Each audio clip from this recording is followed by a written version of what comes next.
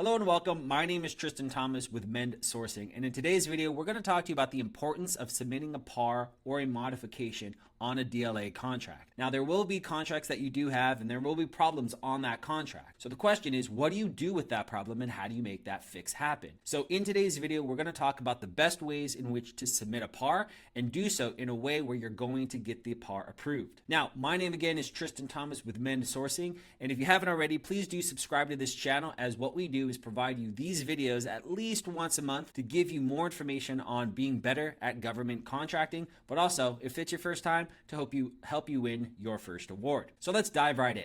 So let's just say that you've won a government contract, and this government contract is for 15,000 metal brackets. You do your required contract review, and then by doing so, you see that the contract is showing the manufacturer as ABC Corporation. But looking back at your quote, you see that you actually quoted XYZ Corp, who's just down the road. You have a relationship with XYZ Corp, but not with ABC Corporation. So the question is, what do you do with this? What I want to do is ask you three different questions. Number one, can you provide your metal brackets that you know that you can get supplied from XYZ Corp, making no changes on the contract at all? Number two, do you have to provide the metal brackets from ABC Corp because they're on the contract? And then third, worst case scenario, do you have to cancel this contract because it's not what you quoted? Well, all the answers to this question can be done in the form of a modification. So by placing a modification on this specific contract because you see a problem, you can get an answer to the questions that are shown here.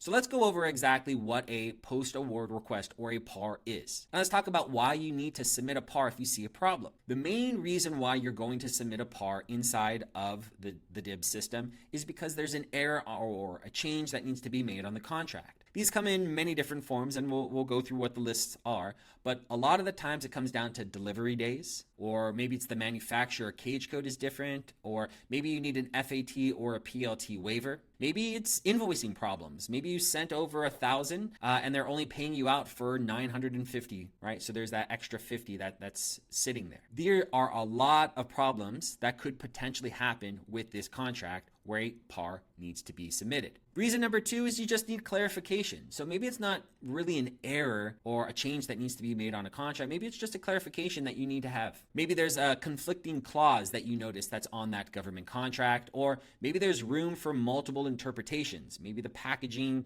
requirements, maybe there's different ways of thinking depending upon who's looking at it at the delivery site. Or thirdly, maybe it's an inspection or acceptance, right? Maybe it's the inspection is at destination, but the acceptance is at origin, and that just doesn't make sense, and you need a little bit more clarification. But again, there's multiple reasons why there could potentially be a need for a PAR for clarification. So let's talk about some of the problems when we do submit a PAR, because there are problems with the PAR submissions. What we have noticed firsthand that there is a backlog of PARs. For all the clients that I work with, I let them know that if they are going to submit a PAR, that it could potentially take weeks, if not months, to get an answer. I just got actually an answer on a PAR this week that I submitted back in October, and we're filming this in February of 2025. So it took several months before I actually got a response back to my PAR submission. Also, another problem is this backlog is happening because the default statement from the DCMA or the DLA, if they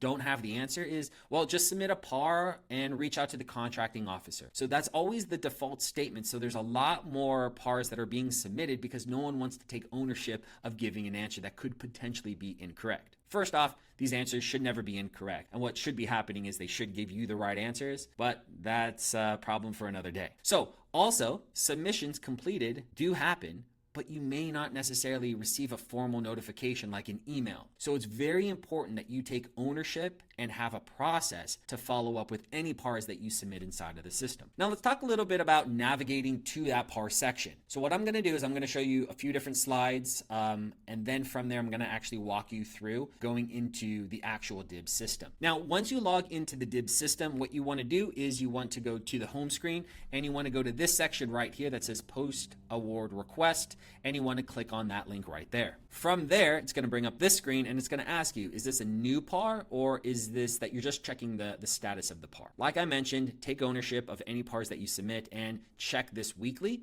of where the status is of that PAR. Now, whenever you are going to make a submission into a PAR, make sure that you're keeping track of what's going on. So when you do submit a PAR, make sure you're writing down somewhere, maybe an Excel spreadsheet or some way to document what PARs you're putting into the system, but put the date of the PAR submission, write down what the contract number it attaches to, what is your request, so what are you asking the government to find an answer to, and also what's going to be given to you is what's called a PAR number. It is just your ticketed number for that PAR inquiry, so then you can reference it quickly with the DLA. And then also keep track of where the status is. Our company, what we do is we check the status weekly. All right, so now what we're going to do is go into the actual DIBBS PAR area. So I'm on the DIBBS website. I'm going to go to the post award request link. I click on that. Because I'm going to want to submit a new PAR, I would click on new PAR, click on that. And then it's going to ask me the question, step 1, do I want to copy a PAR previous? I always say no on this and then go to next. And now I'm on the PAR entry. So we have contract number that you would place in here. If there's an applicable contract line item number, you would put that here. And then you have a list of all of the PAR reasonings here. I'm not going to go through each one of them, but you can do that yourself. But the ones that we typically use a lot of are the quantity change, because there's a variation. Maybe we're actually giving less than what the contract actually said that we need to give. Or what we're going to do is request a first article inquiry. Maybe we want to just get a waiver of that first article. Or our default typically is just VR22, which is modification. If I don't feel like it falls into any of these categories, I'll just put VR22. Now, when it comes to the consideration amount, the DLA will ask you most of the time that they want a consideration amount, and then they will accept your modification. What I mean by that is if you want to change the delivery date from January to March, they will say yes, but then they will ask for a consideration amount. Maybe it's $1,000 or $1,500. Our margins don't allow us to do that, so we typically just put 0 here, or we just actually, we leave it blank. But if it works for you that you want to increase the likelihood they approve your modification, you could put a dollar amount here. So that's the amount that's going to be deducted from that award. If there's any attachments that you need to add to this PAR, maybe there's certain proof, you can attach it here, maybe like an FAT approval letter to get a waiver. You would put that there. And then this is the most important piece right here, which is just the details of what your submission is. Clarification, whatever it might be, whatever the problem is, but always provide them a solution to the problem. I can't stress that enough. Do not just give them a problem and ask them to figure it out. Say that this is the problem that we're facing and our solution is this. That's the best way to submit a PAR. Now, with that all being said, what I'm going to do is go over a few examples that we face and what the results were of those problems. Now, first thing that we're going to look at here is we have the removal of an FAT and a PLT. Now, on a specific contract, we had an FAT and a PLT for contract line item number 2 and contract line item number 3. This contract was for an item that we had just won 6 months previously with a PLT and an FAT already approved. So what we did is we submitted a PAR and we attached both the PLT and the FAT approval to that PAR, and this is the answer that we received about 4 weeks later. What it's saying right here is this modification is hereby issued, and the PLT and FAT are waived due to updates in the NSN requirements, and then it takes claim number 2 and claim number 3 from a quantity of 1 to a quantity of 0. They've updated the delivery day, as you see here, from December 31, 2025 to January 17, 2025, and then they're going to reduce the amount of that award amount by a specific amount, which was the FAT and the PLT.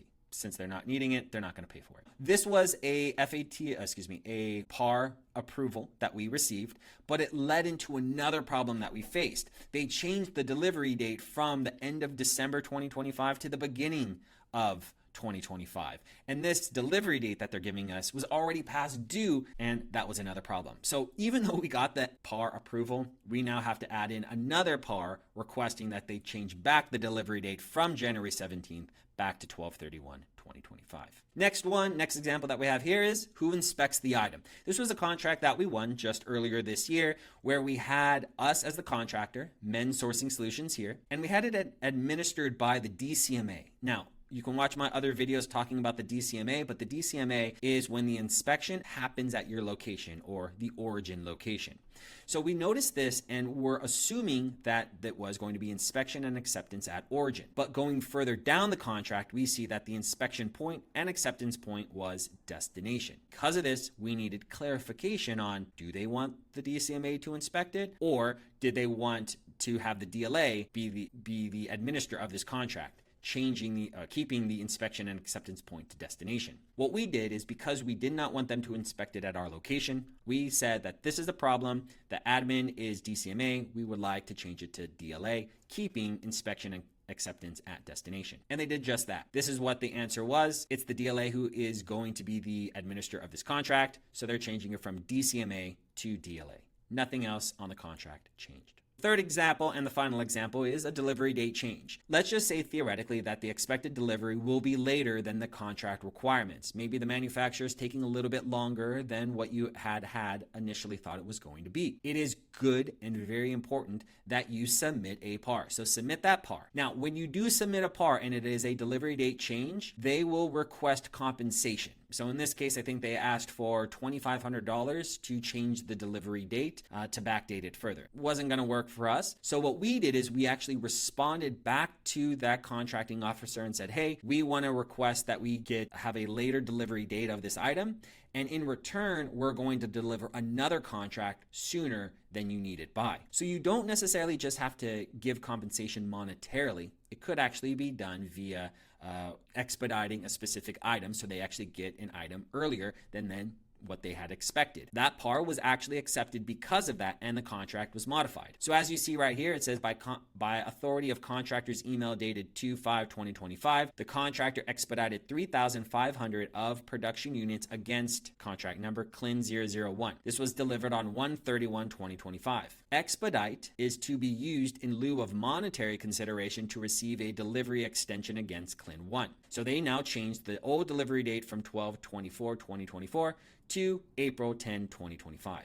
So the reason why I wanted to show you this is because if you do not want to give them compensation monetarily, maybe there's other things that you can negotiate to get your approved PAR. So what we've gone over here is the post-award request.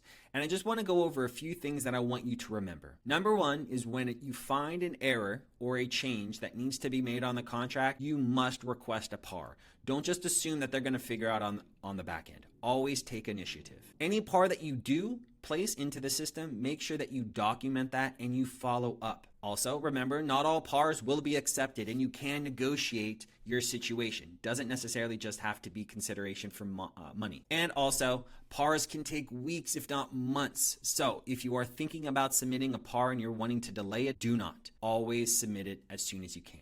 Now, my name is Tristan Thomas with Mend Sourcing, and in today's video, we went over the post-award request system inside of the DLA. You're going to use this system whenever you have problems with a government contract. So hopefully this video gave you enough information to be more confident with your submissions of these PARs. And again, if you haven't already, please do subscribe to this channel as we put out these long form videos at least once a month. But we are working to actually have our videos, YouTube shorts and other social media where we're putting out daily videos. So if you haven't already, please do subscribe to this channel and check out our other social platforms. Again, thank you for your time and you have a good day.